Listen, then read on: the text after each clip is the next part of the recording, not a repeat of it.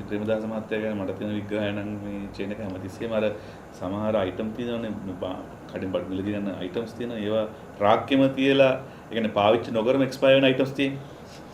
ඒ සජිත් ප්‍රේමදාස මහත්තයා පාවිච්චි නොකරම එක්ස්පයර් වෙන අයිටම් එකක් විදිහට තමයි මට නම් පේන්නේ. ඒක අතරින් බැල්සසාර මේ වෙන නගරාධිපතිතුමිය වෙන එකත් හොඳයි කියලා මම විශ්වාස කරනවා. මොකද අපිට දැන් පාර්ලිමේන්තුව ඇතුලේ කොට්ටහච්චි මහත්මිය ඊළඟට අපේ ලක්මාලි මහත්මිය හර්නී අගමැතිතුමිය මේ ලබා දෙන වින්දනය මේ නාගරික මට්ටමින් පළාත් පාලන මට්ටමින් අපිට රසයක් ලබා දෙන්න.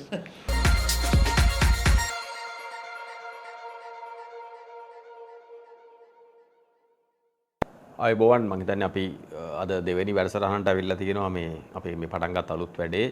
ඉතින් මම චේනක මගෙත් එක්ක අපි සුපුරුදු මිත්‍රයන් වන් ඉන්නවා. ඉතින් අපි දෙන්නත් එක්ක එකතු වෙලා අද හිතුවා මේ පළාත් පාලන මැතිවරණයෙන් පස්සේ දින දෙකක් ගත වෙනවා අද වෙනකොට.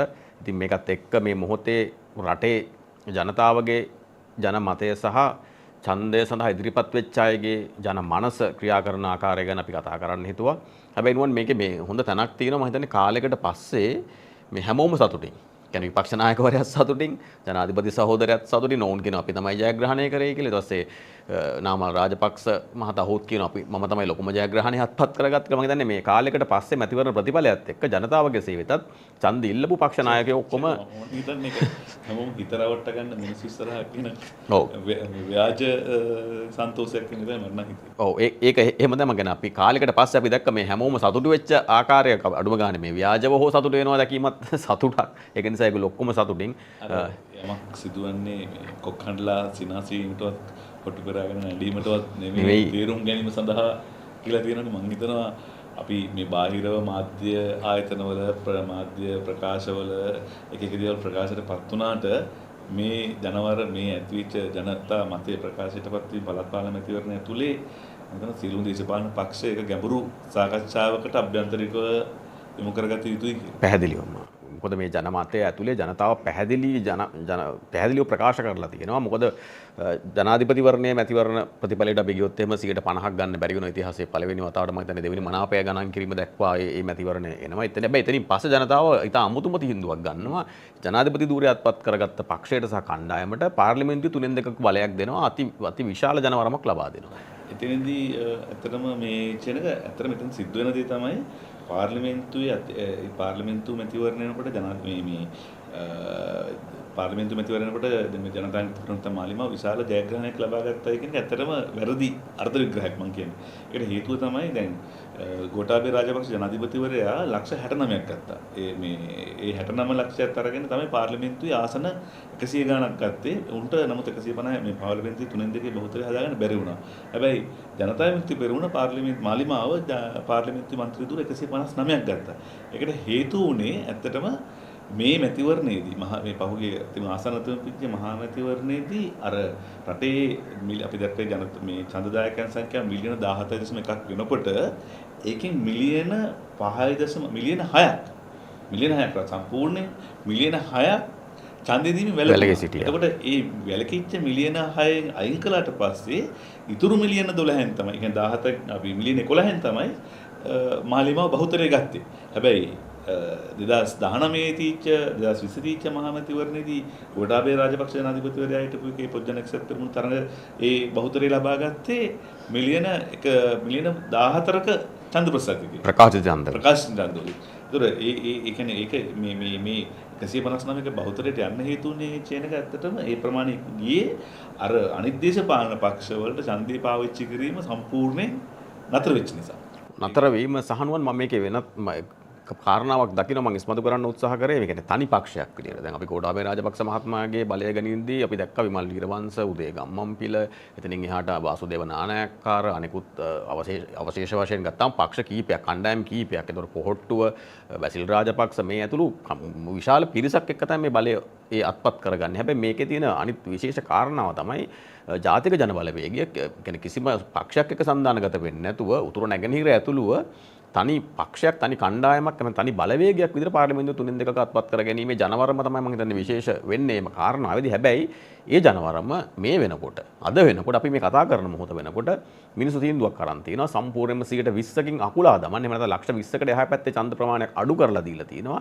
ඒක ඇතුලේ මට පේන කාරණා තමයි මගේ විග්‍රහය පුද්ගලයෙක් විදිහට මම දකින දේ තමයි ජනතාව පණිවිඩය දීලා තියෙනවා අපි ඔව් හොරුන්ට විරුද්ධයි. මේ විශාල ජනමතයක් නිර්මාණය වුණා මේ හොරු එලවන්න ඕනේ පාර්ලිමේන්තුවෙන් පාර්ලිමේන්තුව සුද්ධ කරන්න ඕනේ මේ පරණ මිනිස්සු මේ පාර්ලිමේන්තුව විනාශ කරා කියන එකට ජනතාව උත්තරයක් දුන්නා. හැබැයි ඊට පස්සේ ඒ හොරු එලවනවා කියපු කණ්ඩායම කියපු බොරු වෙනුවෙන් ජනතාව මේ මොකද කියලා දිනවා අපි හොරු වගේම බොරුවටත් විරුද්ධයි කියන කාරණාව තමයි මේ ජනමතය ඇතුලේ තියෙන්නේ.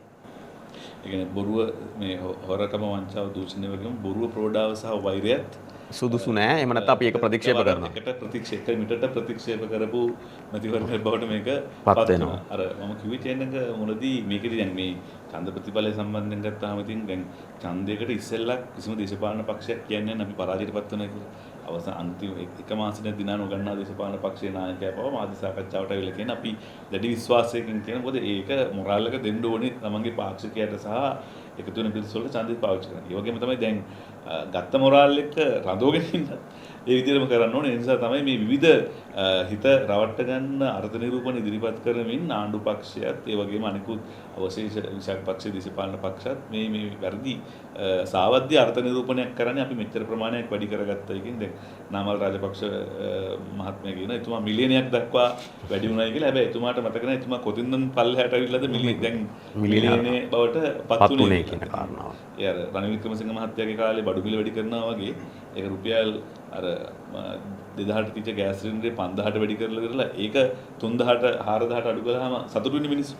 ඒ වගේ නාමල් රාජපක්ෂ මහත්තයාත් අර 69 ලක්ෂයක් තිච්ච ජනවරම ඒක ලක්ෂ මේ 250ට අඩු කරගෙන ඒක ලක්ෂ 10ට වැඩි වුණාම තමයි දැන් මේ උදම්මන. ඉතින් පැහැදිලිව දැන් මේක ඇතුලේ අනිත් කාරණාව තමයි මේ මැතිවරණ ප්‍රතිඵලය ඇතුලේ දැන් ඔවුන්ම විග්‍රහයන් දෙන්න පටන් ගන්නද මම හිතන්නේ නාමල් රාජපක්ෂ ගැන කතා කරන පිරිස කියනවා ඔහු තමයි මේ ජයග්‍රහණයේ හිමිකරුවා. ඔහු තමයි කුමාරයා. ඔහුට තමයි මේ අති විශාල ප්‍රමාණයකින් ඡන්ද ප්‍රතිශතය වැඩි වෙලා තියෙන්නේ කියලා කියනවා. හැබැයි අපි කියනවා ඒකේ ඒ ජනවරමේ අනිත් පස කියවා ගන්න.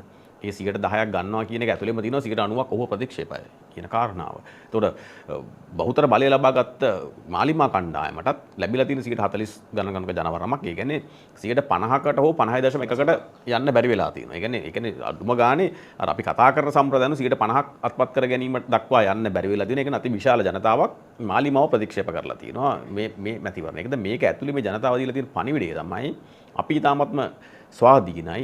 ඒ කියන්නේ ජනවරම කියන එක දැන් කාටවත් එහෙම අත්පත් කරගෙන දැන් බෝඩ් ගහන් ඉන්න බෑ කියන පණිවිඩය තමයි දීලා තියෙන්නේ. දැන් නාමල් රාජපක්ෂ මහත්තයා තාම කියනවා 69 ලක්ෂය ජනවරම අපේ කියලා. එතකොට දැන් මාලිමාවට ඡන්ද දීපු අය කියන්න ගත්තා දැන් අපිට මෙන්න මේ 68 ලක්ෂක ජනවරමක් තියෙනවා කියන කාරණාව. සජිත් ප්‍රේමදාස මහත්මයා කිව්වා හෙල්ලෙන්නේ නැති ලක්ෂ 55ක් ඔහු ළඟ තියෙනවා කියලා. දැන් මේ ලක්ෂ 55ද 69ද 68ද කියන එක නෙමෙයි ජනතාව කියන්නේ. ජනතාව කියන්නේ අපි මේ නිශ්චිත මොහොතේ තමයි මේ තීන්දුව ගන්නෙ. ඒක ඇතුලේ අපි බලනවා මේ දේශපාලඥයන්ගේ සහ පක්ෂවල හැසිරීම. මේ හැසිරීම අනුව තමයි වුන් මේ තීන්දුව తీරන ගන්න කියන පැහැදිලි ප්‍රකාශනයක් ජනතාව කරලා දෙනවා. මම රටක් විදියට අපිට සතුටු වෙන්න පුළුවන් මේ බුද්ධිමත් ජනතාවක් මේ ඡන්දය ප්‍රකාශ කිරීම දක්වා පැමිණ තීමේ එක ගැන. ඒ කියන්නේ පක්ෂයකට කණ්ඩායමකට පාටකට වහල් වෙන්නේ නැතුව ඔවුන් නිදහසේ තීන්දුව తీරන ගනිමින් සිටින එකක් තමයි අපිට පේන්න තියෙන්නේ. ඒ වගේම තමයි චේනක දැන් මේ අපි මේ කතා කරන ඡන්දේ පාවිච්චි කරපු ප්‍රමාණය. ඒතකොට ඡන්දේ පාවිච්චි නොකරපු 120ක ප්‍රමාණය. 140ක ප්‍රමාණය.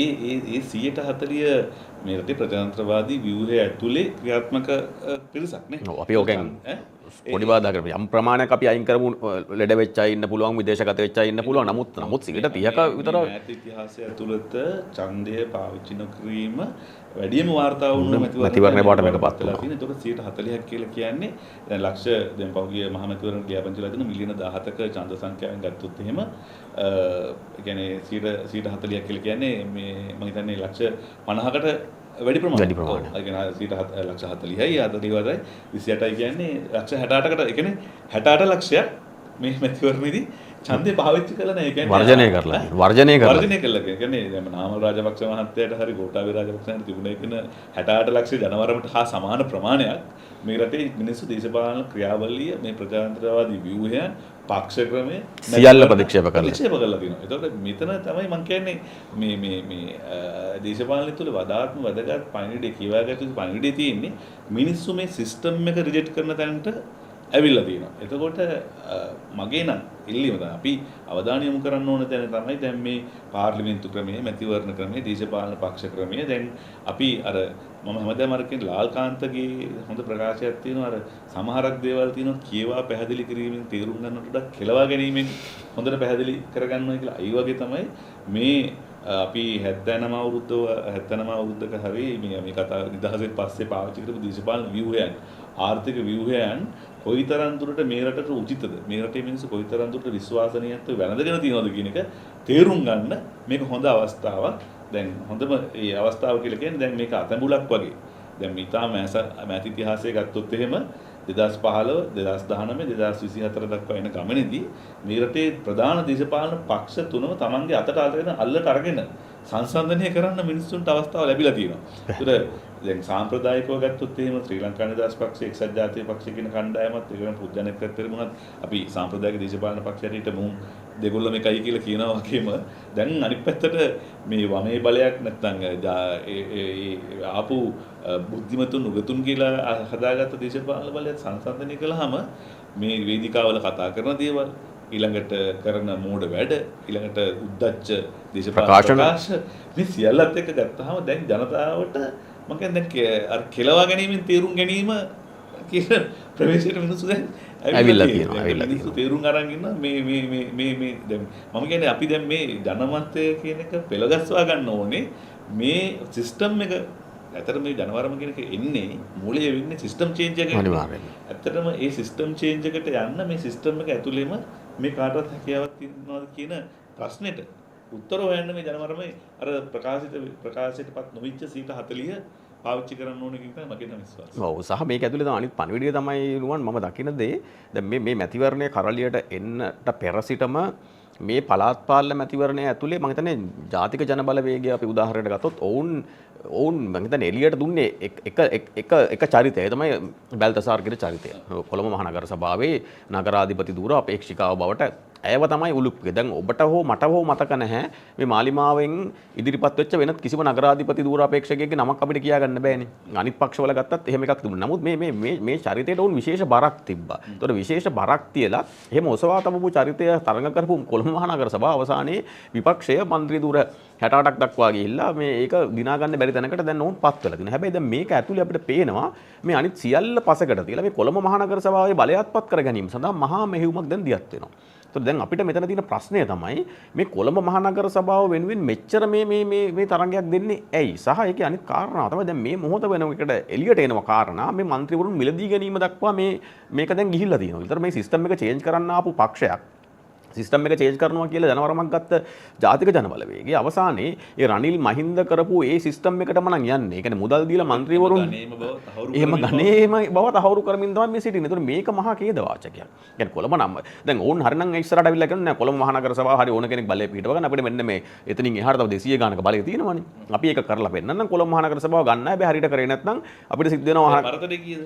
පරතරේ තියෙනවා මම හිතන්නේ මන්ත්‍රී ධූර 20ක විතර පරතරයක්. දැන් අපි කියමු සාමාන්‍ය වෙන තැනක නම් වෙනම ප්‍රාදේශ සභාවක මහනගර සභාවක තියෙන තත්ත්වය තුල නම් මන්ත්‍රී ධූර එකක් දෙකක් තියෙන තැන්වල අපේ වැඩ දැන් ඇත්තරම රජයේ පැත්තේ මම බලාපොරොත්තු වෙන්නේ මෙහෙම උත්තරයක් කියන්නේ. මම හිතුවා ජන මාධ්‍ය මේ ආණ්ඩුවේ මාධ්‍ය ප්‍රකාශකවරයා හරි පක්ෂයේ ලේකම්වරයා හරි කවුරු හරි කියයි අපි අපේ ජනතාවාදී වැඩපිළිවෙල ඉදිරිපත් කරන අපි කාගස් සහයෝගය ලබා ගන්නෑ. ඒ ජනතාවාදී වැඩපිළිවෙල සහයෝගය ලබා දෙනවද නැද්ද කියන එක මේ ඒ ඉන්න විපක්ෂීය මන්ත්‍රී කණ්ඩායම තීරණය කරයි. ඒක ජනතාවගේ විනිශ්චය සභාවකදී ඒකට සහයෝගය දෙන සෝන දෙන මන්ත්‍රීවරුන් සම්බන්ධයෙන් තීන්දුව මේ ජනතාව ගනී කියන වගේ ප්‍රකාශයක් තමයි ඇත්තටම මම බලාපොරොත්තු වෙන්නේ. දැන් වෙන්නේ අර සාම්ප්‍රදායික ක්‍රමයට මිලිබා ගැනීම සහ මේක අනිත් බරපතල මේ හෙළිදරව් වීම දැන් කීපයක් එළියට ඇවිල්ලා තියෙනවා අපිට මේවා නිශ්චිතව කියන්න පුළුවන් කාරණානේ. නමුත් දැන් එරාන් වික්‍රමරත්න මහත්මයා කොළඹ මහනගර සභාවේ නගරාධිපති අපේක්ෂකයා විදියට ඉදිරිපත් වෙනවා කියන කාරණාව තමයි කරලියට ආවේ. හැබැයි දැන් අවසානයේ කෙසේ හෝ ඔහු ඒ සඳහා ඉදිරිපත් වුන්නේ නැහැ. දැන් ඒක පිටුපස දැන් කතාවක් එනවා. මේ නගරාධිපති ධූර අපේක්ෂකයා බවට ඔහුපත් වීම වැළැක්වීම සඳහා යම්කිසි එකඟතාවයක් තිබුණ ජාතික ජන බලවේගය සහ එක්සත් ජාතික පක්ෂය සහ අනිත් කණ්ඩායම් එකතු වෙලා මේ බලපෑම කරලා තමයි ඔහුට නගරාධිපති අපේක්ෂක ධූරය නොදුන්නේ කියන කාරණාවක් දැන් කරලිය කතා වෙන දෙයක්. ඒතකොට එහෙම බැලුවහම දැන් ආයි මේ අර ජරා ඩීල් දේශපාලනය මේ සිද්ධ වෙන්නේ. ඒ කියන්නේ දැන් අපිට එළියෙන් පෙන්නන දේ නෙමෙයි නම් මේ ඇතුලේ සිද්ධ වෙන්නේ. ඒතකොට දැන් මන්ත්‍රීවරු පිළිබා ගන්නවා. උන්ට සල්ලි වියදම් කරනවා. නගරාධිපති ධූර අපේක්ෂකයාව නගරාධිපති ධූර අපේක්ෂකත්වයෙන් නිරපීම සඳහා ඊට පෙර සිට ක්‍රියාත්මක වෙනවා. ඒ සඳහා උන් එකඟතාවයන්ට එනවා නම් මේක බරපතල ප්‍රශ්නයක්. අර දේශපාලන කුට්ටණය නැත්නම් වංචාකාරී ලෙස විසුම්ගත වීම තමයි එතනත් පැහැදිලි වෙන්නේ. දැන් නැවත පුනරුච්චාරණය කරන්න තියෙන දේ තමයි මේ දේශපාලන පක්ෂ සහ සංවිධාන කියන අය අර අපි හැමදාම කියන එකම දේශපාලන සිතියමක එකම දේශපාලන වේදිකාවක විවිධ චරිත නිරූපණය කරනවා කියන ඉතින් ඒ අවබෝධයෙන් තමයි වැඩ කරන්න කියන එක. එක අතකින් බැල්සසාර මේ වෙන නගරාධිපතිතුමිය වෙන එකත් හොඳයි කියලා මම විශ්වාස කරනවා. මොකද අපිට දැන් පාර්ලිමේන්තුව ඇතුලේ කොට්ටහච්චි මහත්මිය ඊළඟට අපේ ලක්මාලි මහත්මිය හර්නී අගමැතිතුමිය මේ ලබා දෙන වින්දනය මේ නාගරික මට්ටමින් පළාත් පාලන මට්ටමින් අපිට රසයක් ලබා දෙන්න.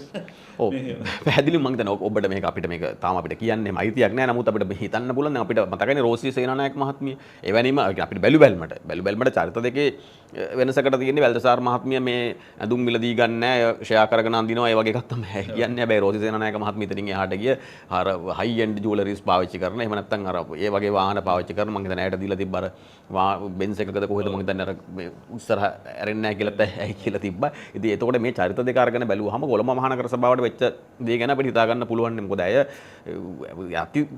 අති විශාල ධනස්කන්ධයක් වියදම් කරලා තිබුණා.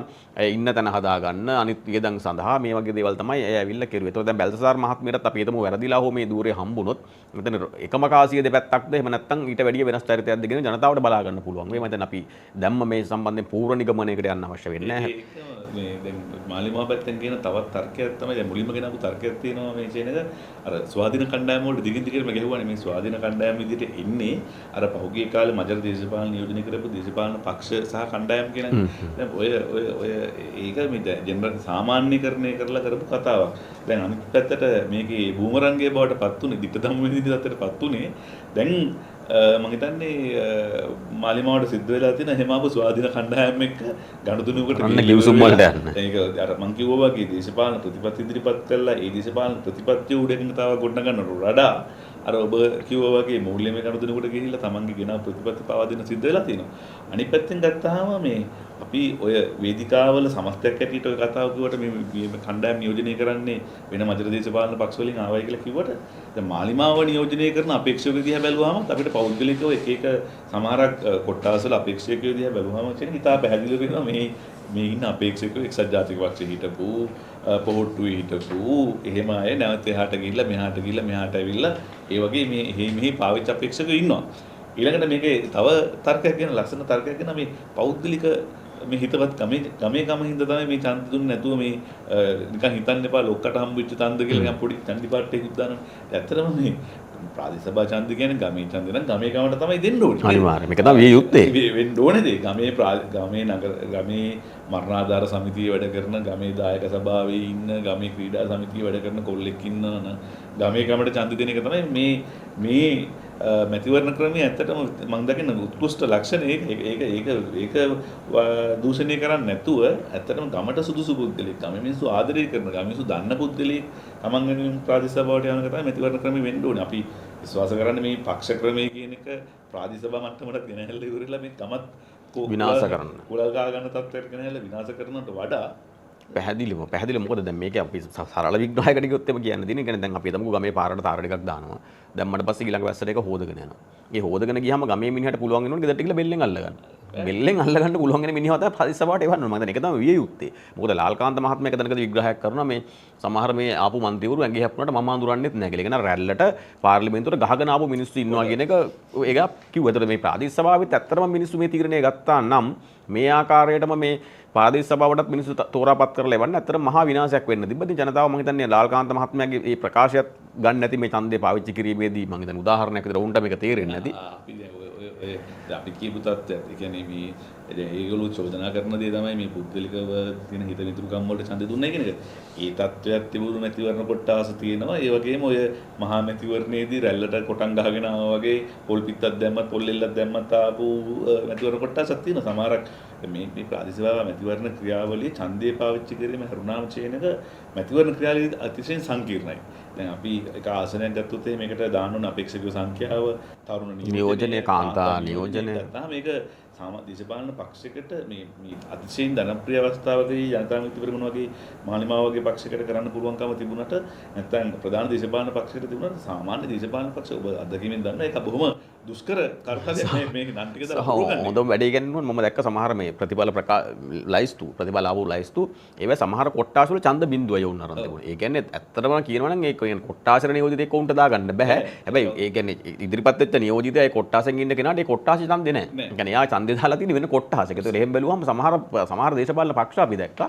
ඔවුන්ගේ මැතිවරණ මේ ප්‍රතිඵලය ගත්තාම සමහර කොට්ටාස වල ඡන්ද බිඳුවයි. ඒ කියන්නේ දැන් කෙනෙක් හිතෙන්න පුළුවන් මේ ගෙදර මිනිහව තිල්ලපේකව ඡන්දේ දීලා නැහැ කියලා නෑ. ඒක නෙමෙයි වෙලා තියෙන්නේ. ඔහු ඒ කොට්ටාසේ ඔහු පදිංචි නෑ. එතකොට එහෙම තමයි මේ ලයිස්තු හදාගෙන තියෙන ගොඩක් අය. එතකොට එහෙම සංකීර්ණ මැතිවරණ ක්‍රියාවලියක් ඇතුලේ මේ කවුරු හරි නොදන්න කෙනෙකුත් දැන් ජනතා මිත්‍රපෙරමුණ අපි දන්නවා දැන් මම පෞද්ගලිකව දන්නවා මම ජීවත් වෙන මැතිවරණ කොට්ටාසේ සහ ආපසන්න සමහර කොට්ටාසවල ඒ දාපු අපේක්ෂක ජීවිත කාලයවත් අපි දැකලා නැහැ මාලිමාවේ හෝ වෙන දේශපාලන පක්ෂ ක්‍රියාකාරීත්වයේ ඉන්නවා. හැබැයි ඉතින් ජයග්‍රහණය කරලා තියෙනවා. ඒ නිසා අර අපේ ආල්කාන්ත සහෝදරයා කිව්වා වගේ මේ රැල්ලට ගහගෙන ආපු කොටනුත් මේක ඇතුලේ තියෙනවා. ඒ වගේම තමයි මිනිස්සු තමන්ගේ හිතවත්කම මත පාවිච්චි කරපු ඡන්දෙකුත් මේක ඇතුලේ තියෙනවා. පැහැදිලි මේ සහ මේක දැන් මේ අපි මේ අවසන් කරගන්න ඕන අවසාන විග්‍රහයක් විදියට යනවා නම් මේ මට කියන්න තියෙන පැහැදිලිවම කාරණාව තමයි මේක අපි දකින්න අපිට නොපෙනෙන බරපතල අනතුරක් තියෙන මැතිවරණ ප්‍රතිඵලයත් එක්ක. ඒක තමයි මේ මැතිවරණයට මේ පක්ෂ නායකයන් මුහුණ දුන්නේ ගලඋඩ සටනකට. ජනාධිපති සහෝදරයා අනුර කුමාර දිසානායක මහතා ඉන්දියාවත් එක්ක බරපතල ගිවිසුම් ගොඩකට ගිහිල්ලා මහා බරපතල ජනතා විරෝධයක් තිබියදී තමයි ඔහු මේ ඡන්දයට ආවේ. ඔබ දැක්කනම් ඔහු මේ ඡන්දයට ඔහු දාපු බර ජනාධිපතිවරයෙක් විදිහට ඔහු දාපු බර සහ මේ මැතිවරණ පූර්ව ප්‍රචාරණය අවසන් වෙච්ච වෙලාවෙත් මාලිමාවේ පෝස්ටර් තමයි අපේ ගෙවල් පැත්තේ නම් ගහලා තිබ්බේ. ඒ කියන්නේ ඒ තරම් මේකට බරක් දැම්මා. අග්‍රාමාත්‍යවරගේ මේ ඡන්ද සටනට ආවා. ඒ සියලු බර දාලා තමයි මේ මැතිවරණය මෙහෙව්වේ. යම් හේකින් ජනතාව මේ පණිවිඩය නොදුන්නා නම් ඔවුන් මේ ප්‍රතිඵලය අර්ථකථනය කරගන්න තිබුණා. ඒ සියලු ගිවිසුම් වලට ජනතාව එකඟයි.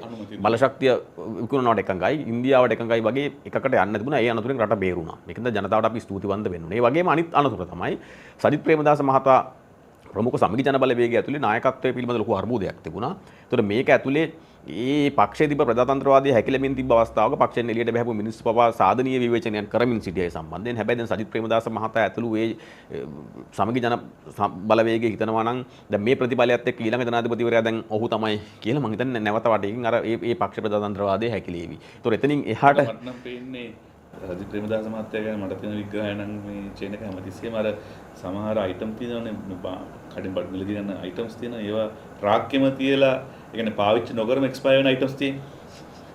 ඒ රජිත් ප්‍රේමදාස මහත්තයා පාවිච්චි නොකරම එක්ස්පයර් අයිටම් එකක් විදිහට තමයි මට නම් පේන්නේ. අර මම ඔබට බාධා කරන පොඩ්ඩකට මේ ජනවරමේ තියෙන විශිෂ්ටතම දේ තමයි උතුරට දීපු උතුරෙන් දීපු පානේ. ඒකද අපි එතනත් අපි කියවගත යුතුම දනක්. මම හිතන්නේ උතුර කියවන්න මම ඔබතුමාට බාර දීලා මම තව එකක් පොඩි විග්‍රහයක් මට කරගන්න. ඒක තමයි නාමල් රාජපක්ෂ මහතාගේ මැතිවරණ ප්‍රතිඵලය. මොකද මේ මොහොතේ මේ බලය අත්පත් කර ගැනීමේදී පැහැදිලිම සටන් පාඨය තිබුණේ රාජපක්ෂ විරෝධී සටන් පාඨයක්. ඒ කියන්නේ ඔවුන් ජනගත කරපු ජනමතය තමයි ඔවුන් විශාල වශයෙන් ධනස්කන්ධයක් හොරකම් කරලා තියෙනවා. මේ රටේ සම්පත් මංකොල්ල කාලා තියෙනවා. එක පවුලක් වට ඉතුරු එකතු වෙච්ච පිරිසක් විසින් මේ ආර්ථිකය බංකොලොත් කරලා තියෙනවා. යම් කිසි අධිකරණ තීන්දුවකුත් ඒ සඳහා ලැබෙනවා. ඒක අපි වෙනම කියවා ගත යුතුයි. ඒකට මේකට මේ ඒ සඳහා කාලය නෙමෙයි. හැබැයි ඒක ඇතුලේ නාමල් රාජපක්ෂ මහතා අවසානයේ පාර්ලිමේන්තුව ඇතුලේ අනුර කුමාර දිසානායකට කියන්න ගත්තා. දැන් ඔයා කෙන්ද්‍රී ගන්න එපා අපි කෙන්ද්‍රී ගන්න නැහැ වගේ එකක්. කියන්නේ එච්චරට චණ්ඩි පාට් එකක් දැමීම හරහා නාමල් රාජපක්ෂ මහතා යම් කිසි විදිහකට මේ ආණ්ඩුව මෙල්ල කිරීමේ තැනකට ගියා. උඹලා අපි අල්ලනවා කිව්වට අපි හොරු නෙමෙයි වගේ එකක් තමයි. දැන් මේ ජනමතයත් එක්ක මේ 110 දක්වා මේ ජනවරම වැඩි වීමත් එක්ක දැන් මේ රටට යම් කිසි පණිවිඩයක් දෙන්න උත්සාහ කරනවා නම් නෑ මේ සියල්ල මේ කිව්වේ බොරු කියන කාරණාව ඒක ඔප්පු කිරීමේ වගකීම තියෙනවා දැන් මේ ආණ්ඩුවට. ඒ නඩු කටයුතු හෝ වේවා අධිකරණ ක්‍රියාදාමයන් හෝ ඔය අල්ලනවා කියපු හොරු අල්ලන්න ඕනේ. එහෙම නැත්තම් මේක හොරු නෙමෙයි කියලා කියන්න සිද්ධ වෙවි මේ ආණ්ඩුවට. එහෙම නැත්තම් මේ නැවත වඩේකින් මේ ජනතාව මේ ජනවරම ගලවගෙන ගිහිල්ලා අර පෙර හිටපු ඒ ෆේල් වෙච්ච මිනිසුන්ට මනම් දෙන්න යන්නේ ඒක රටට බරපතල අනතුරක්. හැබැයි ඒ වෙනුවෙන් අපි වෙනම වැඩපිළිවෙලක් අපි ජනතාව ඉදිරියට ගෙන ඒකට කියන්න මේක නෙමෙයි වෙලාව. මම ඔබතුමාට වාර දෙනවා මේ වැඩසටහන අපි අවසන් කරමු උතුරු නැගෙනහිර ප්‍රතිඵලයත් එක්ක. උතුරු ඉතාම දැවන්ත ප්‍රතිඵල මේ පණිවිඩයක් තමයි ලබා දුන්නේ. මොකද මම හිතන්නේ මේ මැතිවරණ ක්‍රියාවලිය තුළ චේනක මේකේ සම්පූර්ණ බර කරට අරන් ඇද්දී අනුර කුමාර දිසානායක ජනාධිපතිවරයා. ඔහු තමයි මේ මාලිමාවේ මොරාල් එක තියාගෙන ඉන්නේ. ඇත්තටම පාර්ලිමේන්තුව තුළ කෑ ගහනවා, ඊට පස්සේ වේදිකාවල කෑ ගහනවා. දැන් ජනාධිපතිවරයෙක් වැටියෙන්න ඕනේ තැනට වඩා පල්ලෙහාට වැටලා මැතිවරණ ක්‍රියාවලිය තුළ ඒ තරමට දුෂ්ට විදිහට සමහරක් අවස්ථාවල සමහරක් කාල ප්‍රකෝපයටපත් වෙලා එතුමා නිකන් අර අපි අපේක්ෂා කරන මට්ටමට වඩා සෑහෙන පල්ලෙහාට ගිහිල්ලා ඒක කටයුතු කළා. දැන් ඒකිනුත් වැඩි බරක් ඔවුන් යදෙව්ව ඇත්තටම මේ උතුරු සහ නැගෙනහිර පළාත්වල විශේෂයෙන්ම කිල්නොච්චි ඊළඟට එතනින් උතුරු දින්ති පළාත්වල ඊළඟට නැගෙනහිර ඔවුන් පසුගිය මැතිවරණයේදී මඩකලපු දිස්ත්‍රික්කයේ මම හිතන දිස්ත්‍රික්කයේ පරාජයටපත් වුණා මාලිමාව. ඒ පරාජයටපත් වෙච්ච දිස්ත්‍රික්කයේ දිනා ගැනීම සඳහා විශාල දැවැන්ත පරිශ්‍රමයක් දැවුණා. ඒක තමයි දන්න විමල් රත්නායක මේ පාර්ලිමේන්තුව තුලත් ඒ වගේම කිල්නොච්චියේදී සහ අනිත් ප්‍රදේශවල ජනාධිපතිවරු ඉස්සෙල්ලා ඉතා බරපතල පොරොන්දුවක් දීලා තිබුණා. මේ ඒක වහං කළාට මේ ආණ්ඩුව අනුර කුමාර දිසානායක මහත්තයා ඉතා පැහැදිලිව කිව්වා 13න් එහාට ගිය බලය බෙදීමක් අපි අනිවාර්යෙන් කරනවා කියන. ඒ කියන්නේ රනිල් වික්‍රමසිංහ මහත්තයාටත් කට ඇරලා කියාගන්න බැරි වෙච්ච දේවල් අනුර කුමාර දිසානායක මහත්තයා කිල්නොච්චිට කියලා සුමන්ත් විමලත් එක්ක කිව්වා. ඒතකොට අවසානයේ සිද්ධ වුණේ මොකද දැන් අන්තිමට කොයිතරම් මට්ටමකට අනුර කුමාර දිසානායක මහත්තයා පත් වුණාද කිව්වොත් එimhe සියලු ඉඩම් ආණ්ඩුවේ තියෙන සියලු ඉඩම් ජනතාවට දෙමළ ජනතාවට ලබා දෙනවා කියලා කිව්වා. තිස්ස විහාර සම්බන්ධයෙන් වෙනම මතයක් කිව්වා. ඊළඟට ආණ්ඩුවේ අනුර කුමාර දිසානායක මහත්තයා තවදුරටත් කිව්වා මේ අපි දෙමළ කතා කරන ළමයි වැඩි ක්‍රීඩක ප්‍රමාණයක් අපේ ජාතික ක්‍රිකට් කණ්ඩායමට ගන්න ඕනේ කියලා කිව්වා. ඒ වගේ විහිළු කතාවක් කියලා. ඊළඟට ආණ්ඩුවේ අධිකරණ අමාත්‍යවරයා සහ මේ මොනවද සංහිඳිය ඇමතිවරයා කිව්වා මේ විද්‍යාග්‍රහණයක් නෙමෙයි මේක යුද්ධය අවසන් වුණා විතරක් කවදාකවත් ඒකට විද්‍යාග්‍රහණයක් කියලා කියන්නේ නැහැ කියලා කිව්වා. ඊළඟට අනිත් පැත්තෙන් විමල් රත්නායක අමාත්‍යවරයා පාර්ලිමේන්තුවේ කිව්වා මේ රණවිරුව ගැන කෑ ගහන අනමනන් කෑ ගහන මිනිස්සුන්ට දෙමළ ජනතාවගේ කිල්නොච්චියේ මේ හිටපු දෙමළ මිනිස්සු ගැන කැක්කුමක් තිබුණ නැහැ කිව්වා. මේ හැමදේම කියලා. ඒ කියන්නේ දේශපාලන අල්ලස් වචන වලින් දෙන්න පුළුවන් දේ මේ සීළු දේ කියලා ඉවරලා දෙමළ ජනතාව රඳව ගන්න උත්සාහ කළා. අවසාන වශයෙන් දෙමළ ජනතාව දැඩි පණිවිඩයක් දීලා තියෙනවා. මේ ආණ්ඩුව ලබා දෙනු මේ බොරු පොරොන්දු වලට උන්ගේ එකඟතාවක් නැහැ කියන එක. මම හිතා රට පැත්තෙන් ගත්තාම ඉතාම සුබවාදී මැතිවරණ ප්‍රතිඵලයක්. මොකද ආණ්ඩුව ගේන්න ගිය ආණ්ඩුවේ ඔළුවේ තිබුණු අර හර්නි අමරසූරියලගේ ඔළුවේ තිබුණු නිරාගමික රාජ්‍ය ෆෙඩරල් රාජ්‍ය කියන එකට යන්න බැරි මට්ටමට හිර කරපු ජනවරමක් කියන එකයි තියෙන නිසා මම හිතනවා රට පැත්තෙන් ගත්තොත් එහෙම මේක ආණ්ඩු පක්ෂයටත් විපක්ෂයටත් රතු එලියක් නිකුත් කරපු මැතිවරණ ප්‍රතිඵල ජයග්‍රාහී මැතිවරණ ප්‍රතිඵලයක්. ඒ වගේම අපි කියනවා අපි කිසිම පක්ෂයකට හෝ කණ්ඩායමකට සම්බන්ධයි නෙමෙයි. අපි ඡන්දෙ ඉදිරිපත් වෙලා නැහැ. ඒක නිසා අපිට මේක මැද ඉඳන් අපි මේ විවේචනය කරේ කාවත් රිදවන්න නෙමෙයි, කාත් එක්කවත් තරහකට නෙමෙයි. හැබැයි මේක කිරීමේ අයිතිය අපිට තියෙනවා. මේක කියවා ගැනීමේ අයිතිය ඔබ සතු. ඒකද ඔබ මේක මැද ඉඳන් කියව ගන්න. අපි මැද ඉඳන් කියවන මේ වැඩසටහන ලබන සතියේ මුණ ගැහෙන අදහසින් අදට ඔබෙන් සමු ගන්නවා. එහෙනම් සියලු දෙනාටම ජයග්‍රාහී මානසිකත්වයෙන් මේ මැතිවරණ ප්‍රතිඵල භුක්ති විඳින්න කියලා ආරාධනා කරනවා. එහෙනම් අපි අද වැඩසටහන නවත්තමු. ආයිබෝ